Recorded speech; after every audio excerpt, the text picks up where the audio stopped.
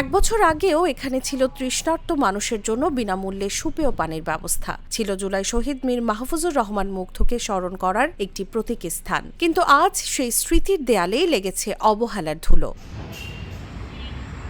শহীদ মুগ্ধের স্মরণে বসানো পানির ফিল্টার নেই, চুরি হয়ে গেছে পানির ফোয়ারার মোটর। মূল কাঠামোর লাল বৃত্তের অংশ উধাও। যে স্থাপনাটি ছিল মানবিকতা, ত্যাগ আর ভালোবাসার প্রতীক, সেটি এখন ধীরে ধীরে হারাচ্ছে নিজের অস্তিত্ব।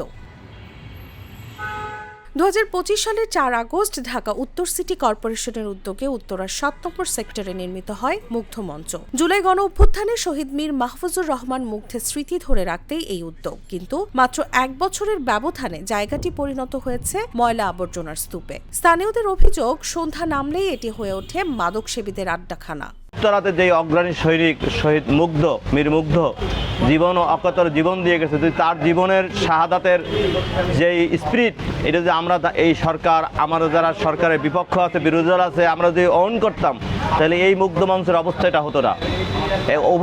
বিরোধী দল এবং সরকারি দল অবশ্যই এর মধ্যে নজর দেবেন। নির্বাচন পরবর্তী সময় নিরাপত্তা কমে যাওয়ার সুযোগে বাড়ছে ভাঙচুর ও চুরি। মুগ্ধর একটা ব্যবস্থা ছিল, পানি লাগবে পানি, তো এখানে একটা পানি একটা ফোয়ারা ছিল। এই ফোয়ারা হচ্ছিল, এখানে একটা মোটর ছিল, খুবই এক্সপেন্সিভ একটা মোটর ছিল। ওই মোটরটা হচ্ছিল এখান থেকে নিয়ে যাওয়া হয়েছে।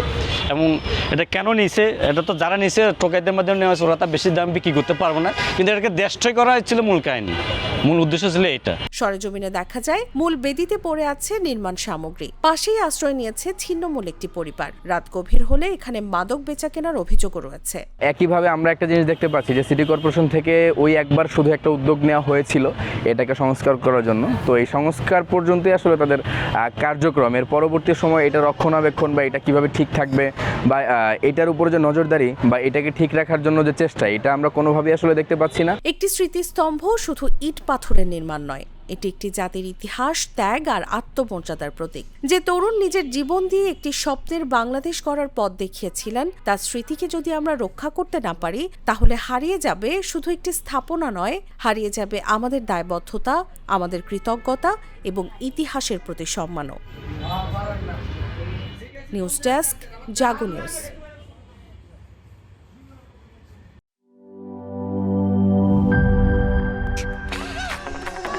ভিশন মসকিটো কিলিং ব্যাট হাতে থাকলে মশাদের আর রক্ষা নাই। ভিশন মসকিটো কিলিং ব্যাট, মশা তাড়াবার হাতিয়ার। ক্রয়ের জন্য ভিজিট করুন ভিশন শোরুম কিংবা অথবা.com-এ।